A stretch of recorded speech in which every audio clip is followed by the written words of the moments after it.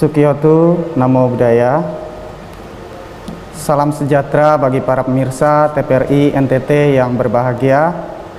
Bertemu kembali kita dalam siaran mimbar agama Buddha. Saya Bayu Sugandi yang akan menemani Anda dalam 1 jam ke depan. Dan tidak lupa juga di sini telah hadir narasumber kita, Bapak Indra Effendi SE.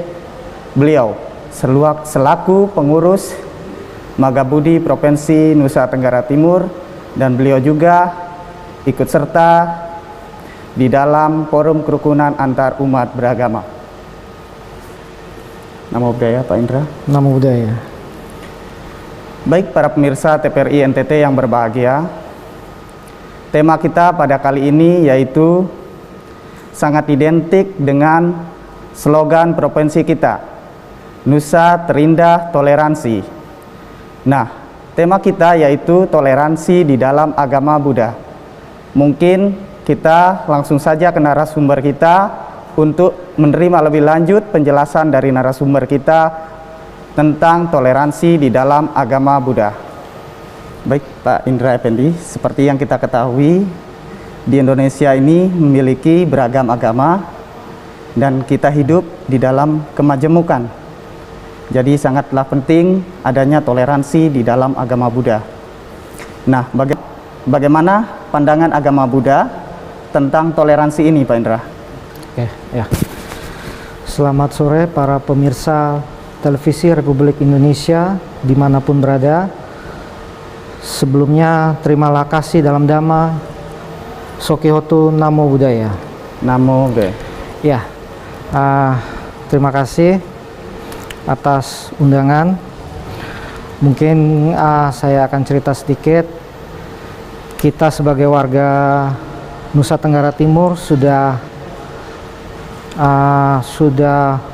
terbiasa mungkin dalam hal toleransi, yaitu karena kita sudah secara provinsi, kita sudah beberapa kali mendapatkan award, Harmony Award dari pemerintah pusat dalam hal toleransi kerukunan umat beragama. Jadi toleransi di Provinsi Nusa Tenggara Timur ini bisa dibilang sudah mendarah daging, sudah menjadi sebuah kebiasaan dalam kehidupan sehari-hari kita. Jadi kalau kita ngomong soal toleransi, sebenarnya itu membutuhkan niat dan usaha dari baik itu kedua belah pihak maupun beberapa pihak, karena toleransi itu tidak bisa tercipta dengan sendirinya. Toleransi itu bukanlah sebuah given, bukan sebuah pemberian dari Yang Maha Kuasa kepada kita, manusia yang beragama apapun agamanya, tetapi kita harus mengusahakannya, memperjuangkannya sehingga itu ada. Dalam toleransi ini kita harus punya sebuah niat yang paling utama tuh niat tulus untuk menerima perbedaan yang ada. Kalau kita ambil dalam skup yang kecil, mungkin dalam hal berkeluarga, antara suami istri, sebelum mereka masuk kepada jenjang pernikahan, suami istri ini, si laki-laki dan si perempuan pasti berasal dari latar belakang keluarga yang berbeda, latar belakang pendidikan yang berbeda, mungkin latar belakang ekonomi yang berbeda. Nah, bagaimana antara satu pihak dengan pihak yang lain bisa bertoleransi, bisa menerima perbedaan itu dalam mewujudkan sebuah maligai rumah tangga. Itu kalau kita ambil dalam contoh kasus yang kecil ya. Nah, dalam kehidupan umat beragama seperti itu juga. Kita harus punya niat, keikhlasan untuk menerima perbedaan yang ada di luar kita.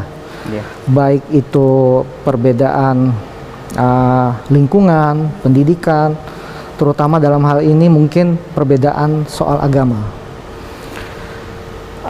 Setiap agama mengajarkan kebaikan, itu sudah pasti.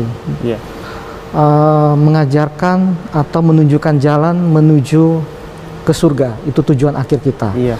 Kalau dalam agama Buddha, tujuan akhir kita adalah nirwana. Itu adalah bahasa Sanskerta yang berarti surga.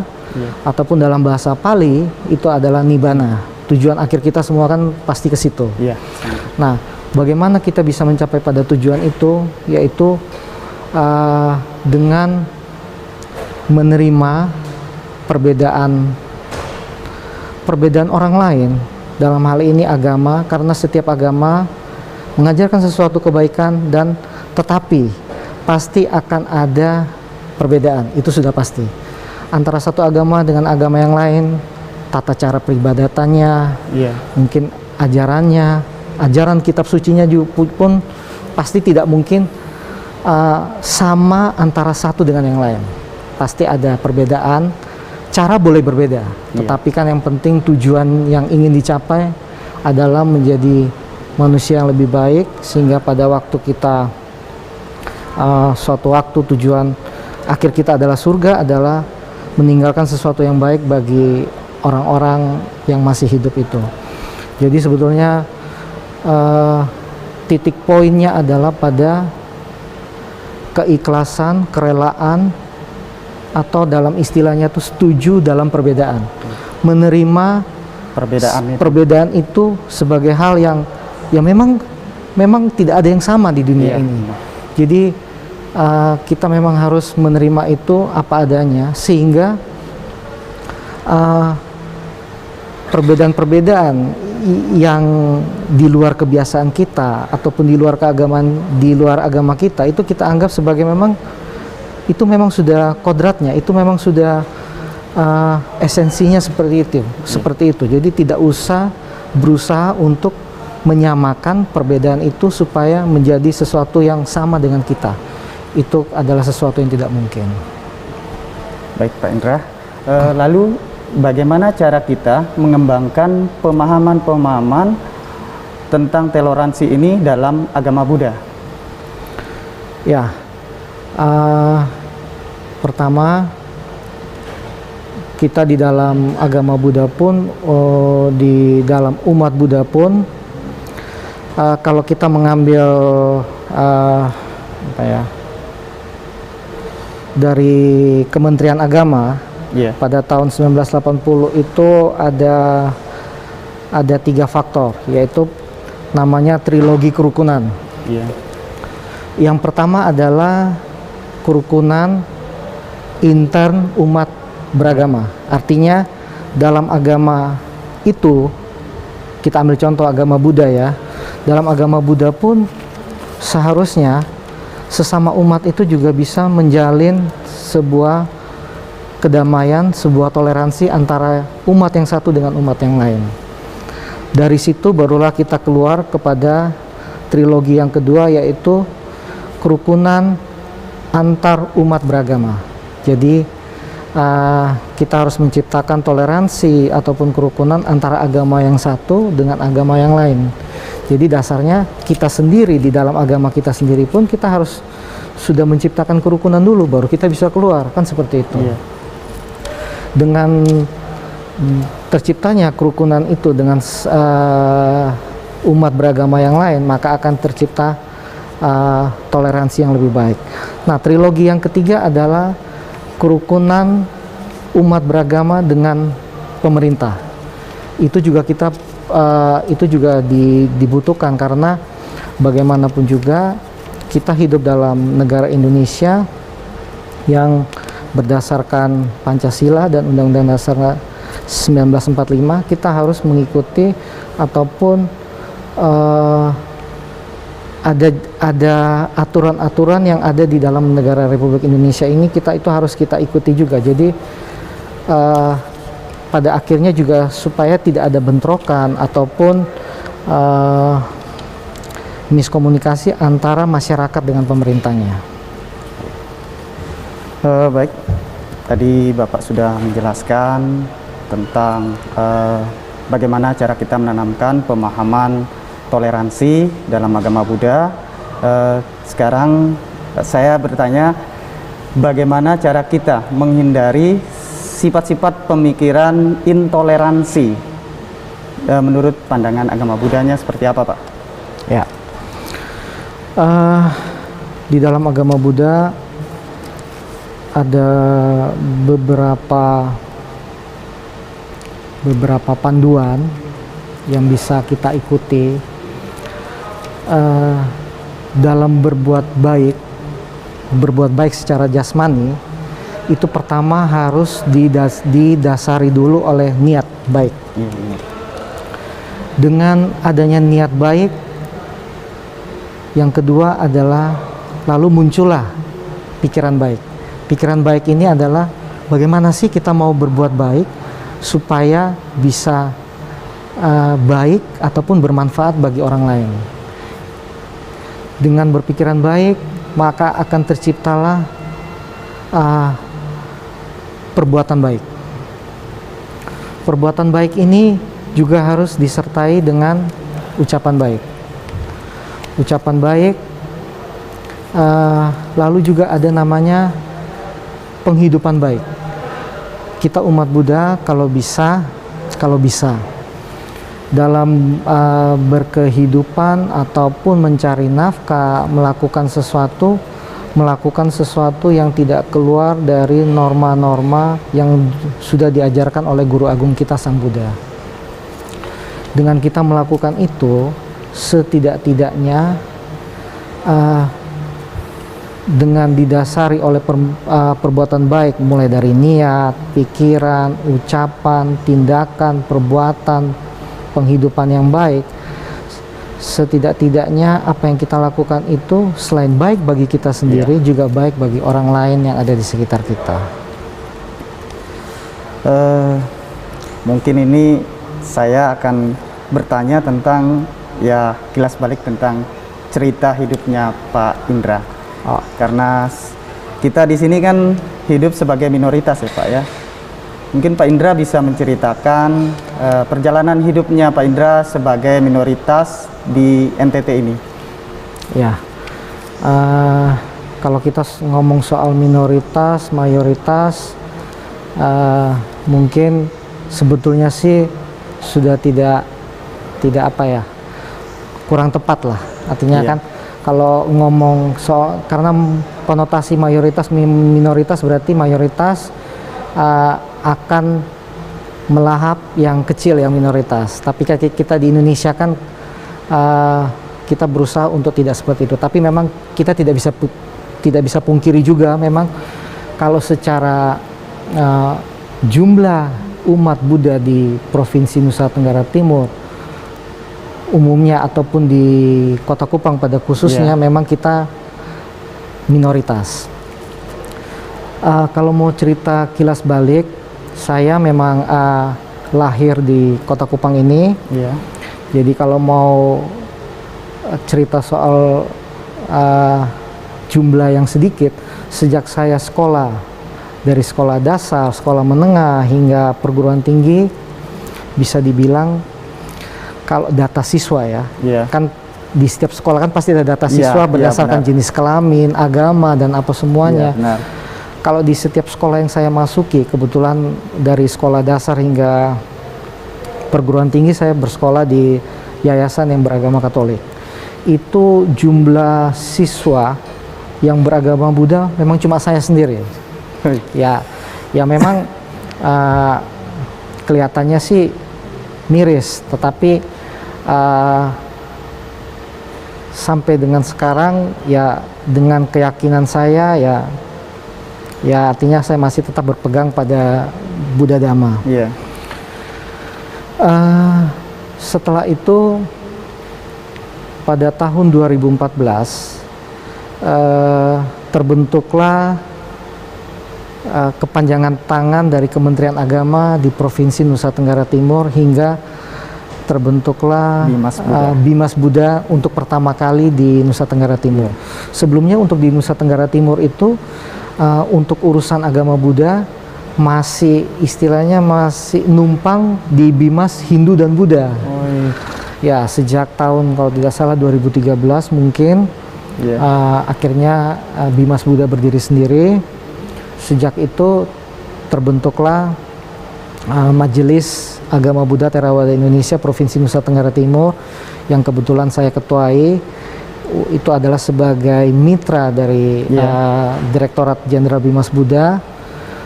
Dari situ kita mulai istilahnya mensensus umat. Dari situ mulai mensensus umat, akhirnya ya terkumpullah hingga sekarang ini, kalau tidak salah menurut sensus Kota Kupang ada sekitar 200 jiwa lebih. Kalau secara NTT itu sekitar 700 jiwa. Memang seprovinsi, se-NTT memang kecil ya, tetapi yang patut disyukuri, NTT ini memang mendapat predikat toleransi tertinggi. Memang bukan sesuatu yang isapan jempol, memang nyata. Pada tahun 2016 itu dari Forum Kerukunan Umat Beragama Provinsi Nusa Tenggara Timur,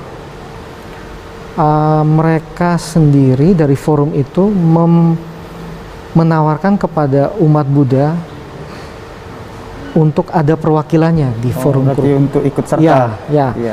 Dari situ kan mungkin kalau kita secara kalau kita mau ngomong mayoritas yang, berarti Pak Indra dicari ya dari kita, karena mereka tahu setelah ada majelis keagamaannya, mereka tahu bahwa namanya Forum Kerukunan Umat Beragama berarti harus ada representasi dari agama-agama yang diakui oleh pemerintah. Dari situ kita bisa lihat kebesaran dari tokoh-tokoh agama yang ada di Provinsi NTT ini. Mungkin kalau di tempat lain ya, tapi saya juga memang tidak tahu. Mungkin kalau di tempat lain agama atau umat yang minoritas untuk masuk ke sebuah forum mungkin agak susah, karena jumlah yang sudah ada di forum itu belum tentu ada yang mau dikurangi kan. Tapi kebesaran dari tokoh-tokoh agama yang ada di NTT ini adalah mereka menawarkan diri. Jadi kalau di Provinsi NTT itu forum FKUB-nya itu ada 21 orang. Nah, mereka bersedia dari unsur Katolik bersedia untuk dikurangi jumlahnya 1 supaya umat Buddha bisa terwakili.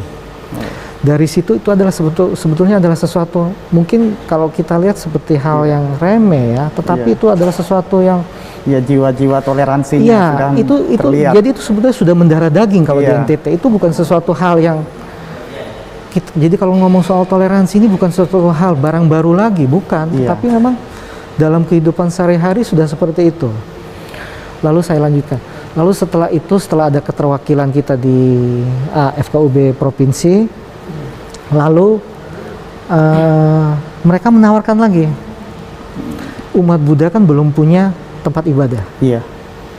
Akhirnya inilah kebesaran hati lagi dari para pengurus dan anggota FKUB yang lain.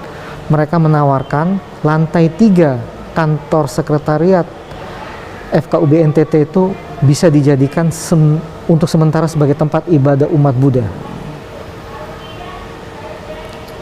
Karena selama ini umat Buddha ya, kalau saya secara pribadi sebelum ada itu ya, saya mau tidak mau beribadah di rumah saya sendiri gitu. Ataupun mungkin umat-umat yang lain ya beribadah juga di rumah mereka masing-masing. Tetapi sejak ditawari itu, dan ya kalau kita sebagai umat yang ditawari memang belum punya tempat, kita menerima dengan amat sangat bahagia. Jadi selama berjalan beberapa waktu, tetapi kan kita juga berpikiran tidak mungkin kita selamanya numpang atau meminjam tempat orang kan. Akhirnya pada tahun 2015 kita beraudiens dengan wali kota Kupang, lalu sekalian kita dalam audiens itu memperkenalkan diri. Kita juga istilahnya berkeluh kesah bahwa umat Buddha di kota Kupang ini belum punya tempat ibadah yang representatif. Akhirnya dengan atas dasar itu, kan kalau dalam undang-undang itu kan undang-undang dasar, pemerintah menjamin kebebasan setiap pemeluk agama untuk beribadah menurut agama dan kepercayaannya masing-masing. Nah, disitulah pemerintah hadir dengan memfasilitasi, dengan memberikan hibah tanah untuk berdirinya wihara yang sekarang sedang dalam proses pembangunan di Kelurahan Sikumana. Ya, jadi awalnya dari situ. Berarti wiharanya dalam proses pembangunan. Ya. Sekarang ini dalam prosesnya adalah lantai 1 sudah bisa dipergunakan. Iya. Itu kan rencananya adalah 2 lantai. Lantai keduanya masih dalam progres. Lantai 1 sudah bisa kita pergunakan sementara ini. Iya. Jadi sekarang setelah kita sudah memiliki rumah ibadah sendiri, Ya. kita sudah tidak beribadah lagi di Sekretariat FKUB NTT, tapi apa yang sudah dilakukan oleh Forum Kerukunan Umat Beragama Provinsi Nusa Tenggara Timur kepada umat Buddha yang seperti tadi Anda bilang minoritas. Iya. Kalau data Kementerian Agama itu katanya umat Buddha yang ada di Provinsi NTT itu kalau dalam persentase ya 0,01%. 0,01%. Ya, jadi Anda bisa bayangkan betapa Belum sedikitnya. belum Tetapi, sampai 1%. Tapi walaupun sedikit itu, kita di sini amat sangat diterima oleh umat beragama yang lain. Iya. Walaupun kita cuma sedikit ya, bisa dihitung ya, kalau mau ngomong kasar mungkin bisa dihitung dengan jari, tetapi sudah ada apresiasi, sudah ada dukungan. Mohon maaf, berarti tidak ada, Pak Indra tidak pernah mendapatkan tekanan-tekanan dari, ya maksudnya ya, dari orang selain dari keyakinannya Pak Indra gitu. Secara pribadi dan yang setahu saya tidak pernah ada tekanan ataupun intimidasi dari umat-umat beragama yang lain. Karena seperti tadi yang saya bilang, toleransi di sini itu sebetulnya sudah ada sebuah hal yang biasa gitu, sudah dilakukan dalam kehidupan sehari-hari. Jadi bukan barang baru lagi. Mungkin kata toleransi itu tidak dipakai oleh masyarakat pada umumnya, tetapi dalam praktek-praktek kehidupannya mereka sudah melakukan tindakan-tindakan toleransi, kerukunan itu. Jadi itu bukan sesuatu hal yang aneh ataupun sesuatu istilahnya barang mewah bagi masyarakat yang ada di Nusa Tenggara Timur itu. Lalu setelah itu, ya setelah kita mendapatkan hibah tanah dari wali kota, sudah selayaknya lah istilahnya kita bersilaturahmi dengan tokoh-tokoh agama yang lain. Karena bagaimanapun juga kita akan sebagai yang sedikit, tidak ada salahnya dan memang mungkin memang sebaiknya kita melakukan silaturahmi, perjumpaan-perjumpaan, sehingga dengan saling mengetahui maka akan tercipta toleransi itu, kerukunan itu. Kan ada istilah tak kenal maka tak sayang. Dengan kita mengenal, kita akan bisa saling berbagi, bisa saling bertukar pikiran. Jadi saya melakukan kunjungan ke Keuskupan Agung Kupang, bertemu dengan Bapak Monsinyur Petrus Turang. Saya berkunjung ke kantor Sinode Gemit, bertemu dengan Ibu Mary Kolimon. Saya berkunjung ke MUI NTT, bertemu dengan Aba Makarim. Saya berkunjung juga ke PHDI NTT. Waktu itu masih diketuai oleh Pak Putra Kusuma. Dengan kita bertemu, berkenalan, jadi tahu. Malahan sekarang yang di lokasi wihara kita di Sikumana itu kita bertetangga dengan 2 gereja. Ada gereja Anak Sulung, gereja Gemit Anak Sulung, dan gereja Bukit Saitun. Dan itu hubungannya sampai dengan saat ini, dari awal hingga saat ini amat sangat baik. Kita saling saling bertetangga, saling bertegur sapa, saling membangun komunikasi yang baik. Berarti tidak ada masalah ya? Sampai dengan saat ini, dan saya yakin sampai kapanpun tidak akan ada masalah, karena kebesaran jiwa dan keseharian dari masyarakat NTT itu yang menerima perbedaan itu sebagai suatu hal yang biasa. Karena kalau kita lihat saya mendapat cerita seperti di Alor ya, di Alor itu kalau ada pendirian masjid, itu yang membantu adalah umat-umat Kristen. Begitu juga kalau ada pendirian gereja, yang membantu atau yang mensupport adalah teman-teman dari Muslim. Jadi itu suatu hal yang biasa. Jadi ya itulah, toleransi ini yang penting adalah niat bagaimana kita untuk mau menerima perbedaan itu. Dan kalau kita sudah bisa menerima bahwa perbedaan itu adalah sesuatu hal yang wajar dan pasti, maka tidak akan ada lagi gesekan-gesekan, konflik antar umat beragama lagi. Kita jeda dulu ya Pak ya.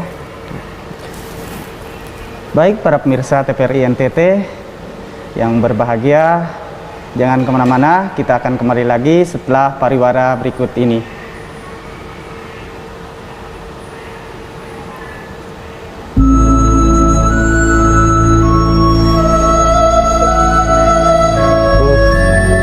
Sudah menguasai semua.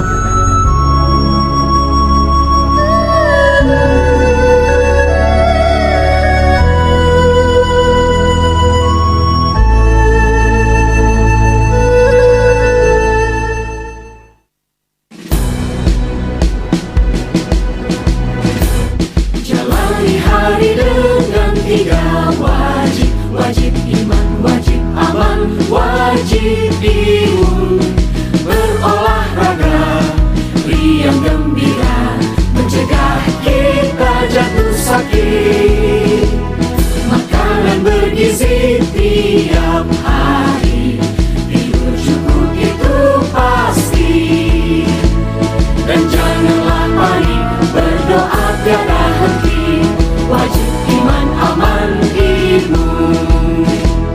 Pakailah maskermu, jagalah jarakmu, cuci tanganmu selalu. Kita raih bahagia dengan iman aman imun, badan sehat bangsa kuat.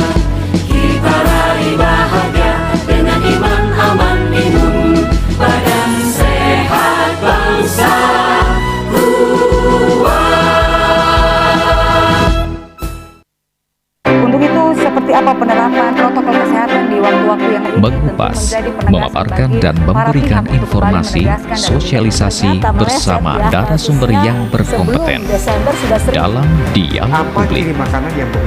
Setiap hari Senin hingga Rabu pukul 18 sampai 19 waktu Indonesia Tengah, hanya di TVRI NTT.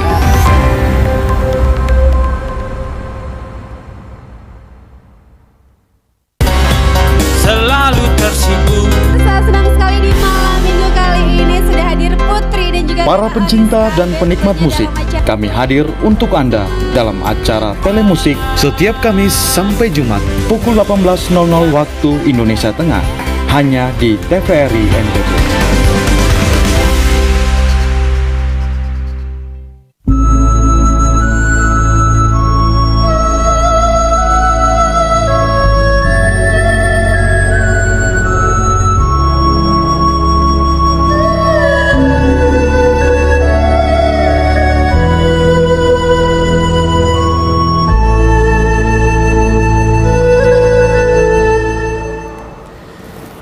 Terima kasih para pemirsa TVRI NTT yang berbahagia karena masih setia bersama kami dalam siaran Mimbar Agama Buddha.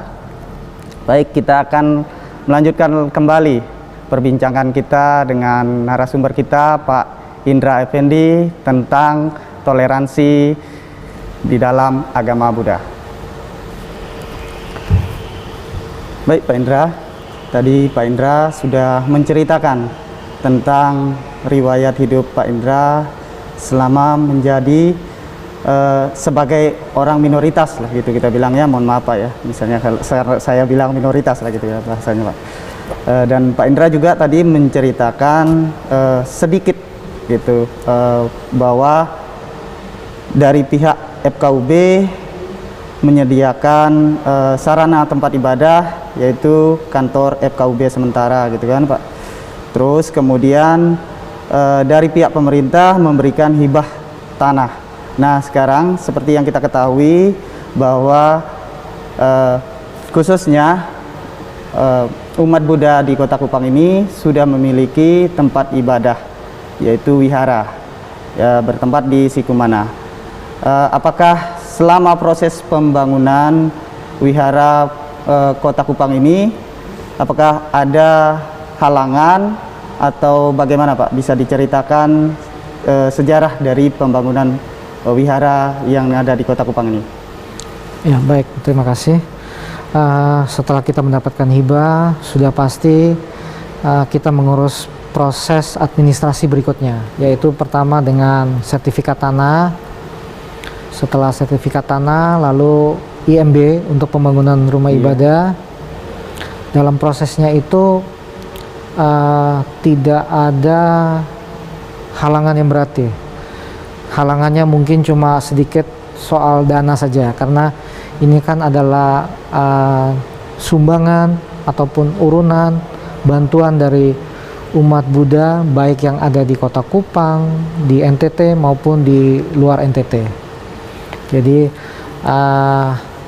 itu masih berlangsung, progresnya masih berlangsung, dan penolakan bisa saya pastikan tidak ada, malahan dukungan selain dari pemerintah, dari tokoh-tokoh lintas agama, juga tidak sedikit dukungan dari anak-anak muda yang concern terhadap toleransi, kerukunan, kedamaian yang ada di NTT ini. Mereka banyak membantu kita dalam hal menjembatani sosialisasi bahwa di Kelurahan Sikumana ini akan dibangun sebuah tempat ibadah bagi umat Buddha, karena terus terang saja warga atau masyarakat di Kota Kupang dan di NTT mungkin selama ini tidak tahu bahwa ada umat Buddha yang hidup dan tinggal di Kota Kupang maupun di NTT ini, ya kan? Jadi bagaimanapun juga itu butuh sosialisasi, dan itu kita banyak mendapat bantuan dari anak-anak muda. Kalau di sini saya sebutkan adalah anak-anak muda kompak, komunitas orang muda peacemaker. Mereka banyak membantu kita dari awal pengukuran tanah. Mereka ikut mendampingi kita sehingga supaya kerja-kerja kita bersama ini bisa terlihat oleh pihak luar dengan maksud supaya ya bisa ditiru juga. Kalau nilai-nilai kebaikan, kerja-kerja kebaikan ini kan memang harus kita tularkan supaya lebih banyak orang yang tergerak, terinspirasi untuk melakukan hal yang sama. Jadi setelah itu lalu kita juga seperti tadi yang saya bilang, mempertemukan kita juga dengan tetangga-tetangga kita, pihak-pihak pengurus-pengurus gereja yang ada di Gereja Gemit Anak Sulung dan di Bukit Saitun, supaya kita hidup bertetangga itu kan sudah selayaknya hidup rukun, damai, seperti itu. Jadi oh ya, mungkin sebelum saya lupa, wihara kita yang di Sikumana ini diberi nama Wihara Pubaratana. Pubaratana ini berasal dari bahasa Pali. Kalau di Indonesia kan artinya adalah mutiara dari timur. Mutiara dari timur, ya. Pubaratana ya. Ratana itu kalau diartikan adalah mutiara. Ratana itu adalah permata. Ratana permata. Dan Puba itu adalah timur. Jadi kalau digabungkan adalah permata dari timur. Wihara ini diberi nama itu dengan harapan semoga dari timur ini memberikan cahaya, kedamaian, kerukunan, toleransi bagi daerah-daerah lain yang ada di Negara Kesatuan Republik Indonesia ini. Berarti tidak ada penolakan ya dari pihak masyarakat di Sikumana tentang pembangunan wihara ini, justru yang ada dukungan ya, dukungan dari mohon maaf, kompak ya kalau tidak salah tadi itu, dukungan dari Persatuan Anak-anak Muda di sini. Kita kembali ke topik toleransi, yang toleransi dalam pandangan agama Buddha. Bisa diberikan contoh-contohnya tidak, bagaimana toleransi di dalam agama Buddha itu? Ya, dalam sejarah agama Buddha kita bisa mengambil 3 contoh.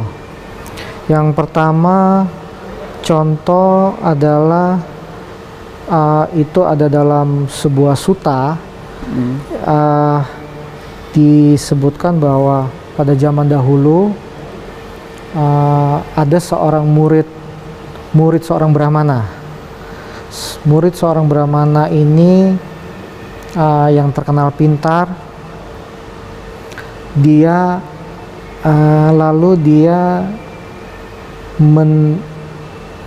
pada suatu waktu dia mendengar bahwa Sang Buddha akan berceramah, berkhotbah. Jadi dia ingin mendengar khotbah dari Sang Buddha. Setelah dia mendengar khotbah dari Sang Buddha, dia merasa tergerak untuk ingin mengikuti Sang Buddha, ingin menjadi murid Sang Buddha. Tetapi Sang Buddha mengatakan kepada dia, janganlah engkau terburu-buru mengambil keputusan untuk mengikuti aku. Pikirkan dulu baik-baik, bicarakanlah dulu dengan gurumu, seorang Brahmana. Brahmana itu kan kalau dalam agama Hindu adalah seorang pertapa ya. Nah, tetapi murid tersebut dia bersikuku ingin mengikuti Sang Buddha. Akhirnya Sang Buddha pun menerima dia, tetapi dengan sebuah syarat. Engkau boleh mengikuti aku, tetapi tetap hormatilah gurumu yang sebelumnya. Karena bagaimanapun dia yang memberikan pengetahuan padamu sebelumnya. Dari situ kita bisa tarik kesimpulan bahwa sejak zaman Sang Buddha pun toleransi itu sudah ada, yaitu dengan Sang Buddha mengajarkan bahwa jika kita berpindah agama, yaitu adalah hak masing-masing orang ya. Tetapi dengan kita berpindah, tetaplah kita juga harus menghormati keyakinan kita sebelumnya. Keyakinan kita sebelumnya, guru kita sebelumnya, tidak perlu untuk menjelek-jelekan yang sebelumnya. Ya kan? Kan kalau sekarang ini kan mungkin banyak kita lihat di media sosial, setelah seseorang berpindah mungkin dia lalu menjelek-jelekan atau mendiskreditkan agama sebelumnya. Itu adalah, ya itu kalau menurut ajaran Sang Buddha itu bukan sebuah sikap yang bijaksana lah.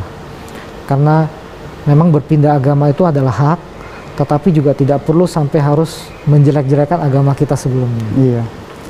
Nah, contoh yang kedua adalah contoh yang ada pada zaman kehidupan Raja Asoka. Raja Asoka ini adalah sebuah raja yang terkenal, raja beragama Buddha yang terkenal.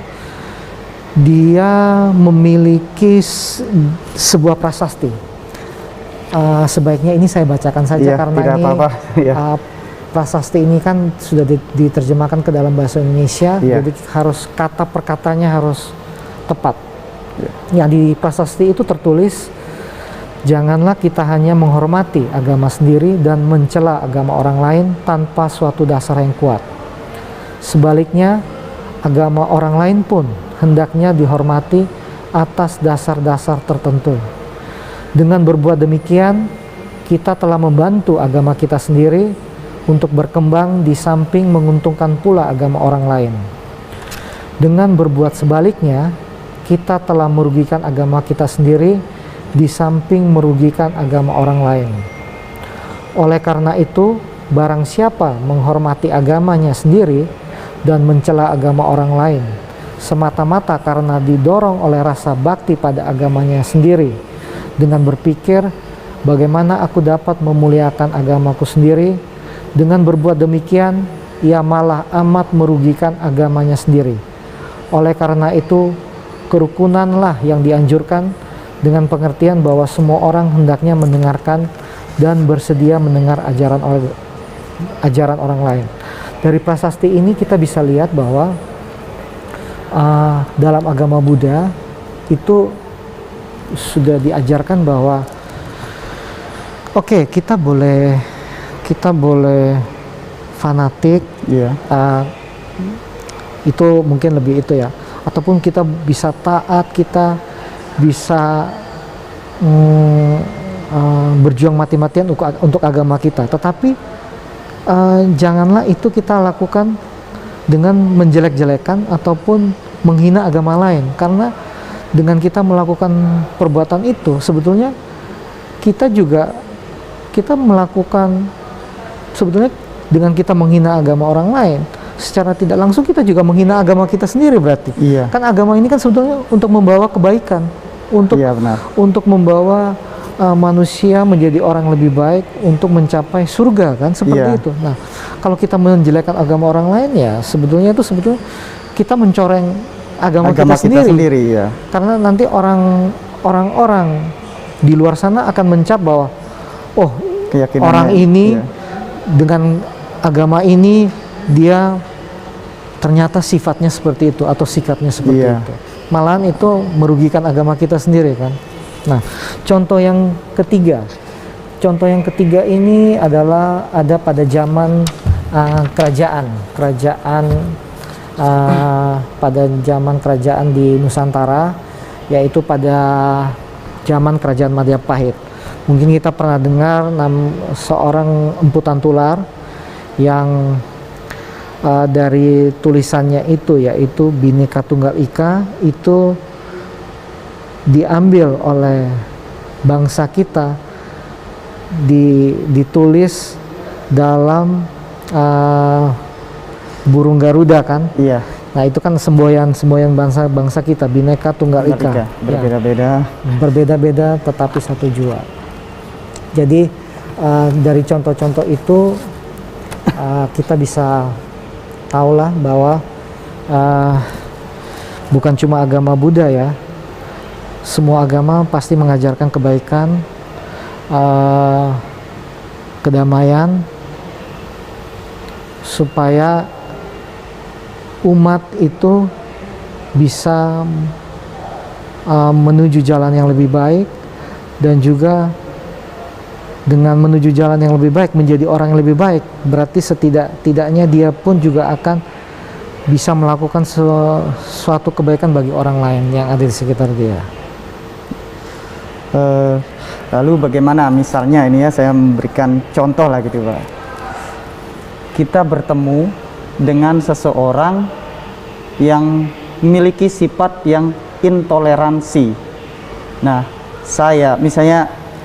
saya bertemu dengan orang yang memiliki sifat yang intoleransi. Bagaimana cara saya menyikapinya itu? Sikap saya yang mendapatkan doktrin lah gitu ya dari orang yang memiliki sifat intoleransi. Apa yang perlu saya lakukan? Ya, mungkin tadi di awal sudah saya bilang, toleransi ini bukan suatu given, bukan suatu pemberian, tetapi harus kita usahakan bersama. Jadi kalau saya yang bertoleransi saja, baru Anda tidak bertoleransi, tidak akan tercipta sebuah toleransi. Nah, sekarang bagaimana kita menghadapi sifat ataupun sikap-sikap intoleransi dari pihak luar, dari pihak lain? Ya, orang lain berbuat sikap intoleransi, kalau kita mengerti apa itu toleransi, ya kita jangan mengikuti. ataupun terpancing dengan sikap intoleransi yang diperbuat oleh orang lain kepada kita. Karena dengan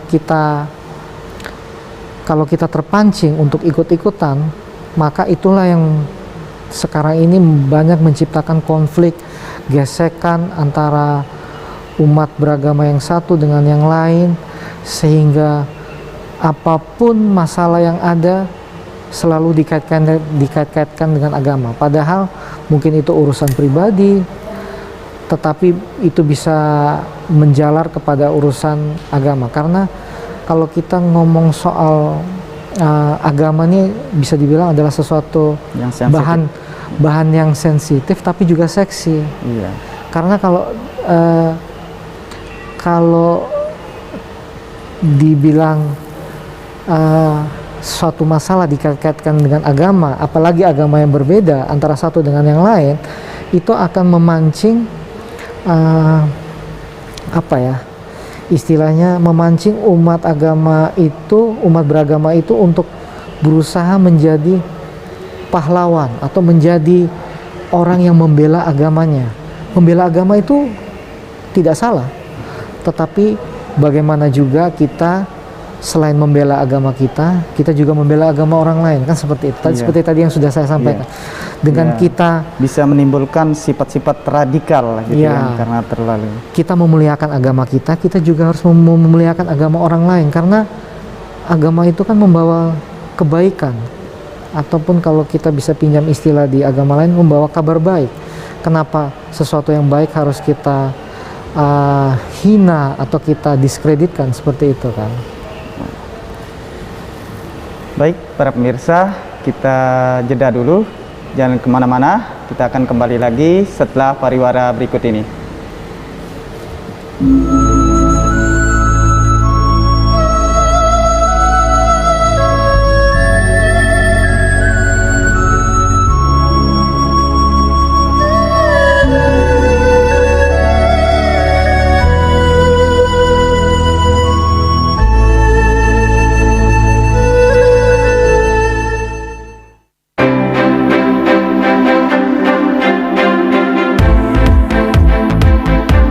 Menyajikan berita teraktual dan menarik seputar Nusa Tenggara Timur secara lugas dan terpercaya.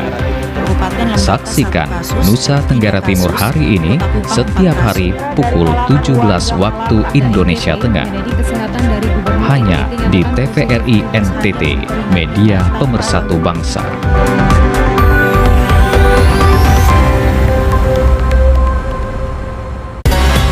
Selalu tersibuk. Saya senang sekali di malam minggu kali ini sudah hadir Putri dan juga Para pencinta dan penikmat musik, kami hadir untuk Anda dalam acara Telemusik setiap Kamis sampai Jumat pukul 18.00 waktu Indonesia Tengah, hanya di TVRI NTT. Untuk itu, seperti apa penerapan protokol kesehatan di waktu-waktu yang ini? Mengupas, memaparkan dan memberikan informasi, sosialisasi bersama narasumber yang berkompeten dalam Dialog Publik. Setiap hari Senin hingga Rabu pukul 18 sampai 19 waktu Indonesia Tengah, hanya di TVRI NTT.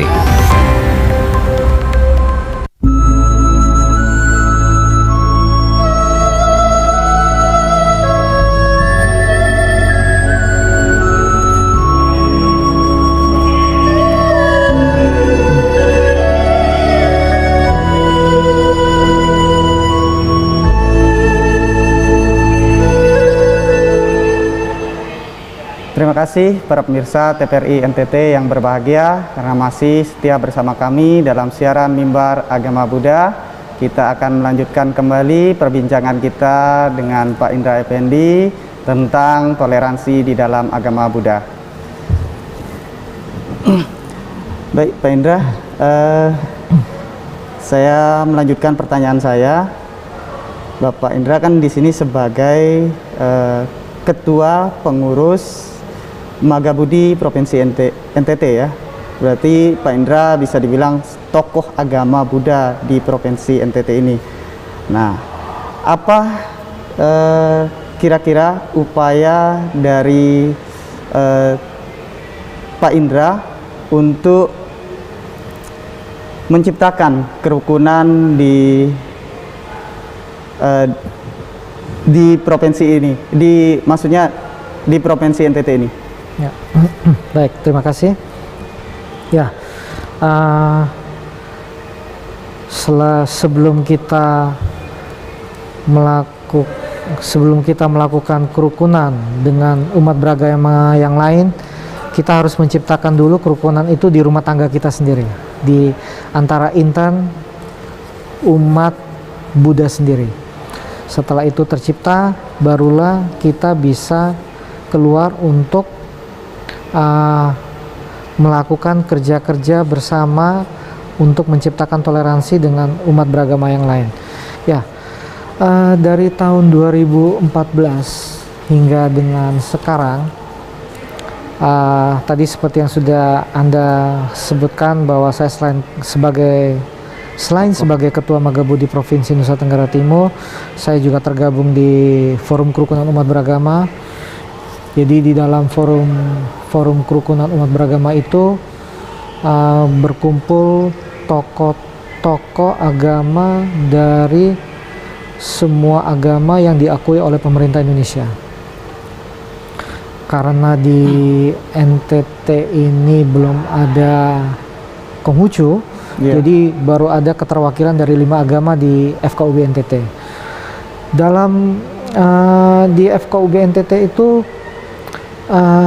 kita berkumpul untuk membahas masalah-masalah, tidak harus sampai ada masalah ya, artinya tanpa ada masalah pun kita selalu berkumpul untuk saling setidak-tidaknya kita berkumpul untuk membahas ataupun membicarakan supaya sesuatu itu tidak sampai menjadi masalah. Karena kita jangan jadi seperti pemadam kebakaran, setelah ada kebakaran baru kita berusaha memadamkannya. Karena kalau sampai sudah terjadi sebuah kebakaran, efeknya kan sudah besar sekali. Mendingan sebelum api itu tercipta, bisa dilakukan dengan perjumpaan-perjumpaan, dialog, komunikasi, sehingga permasalahan-permasalahan yang ada itu tidak sampai membesar ataupun melebar kemana-mana. Jadi saya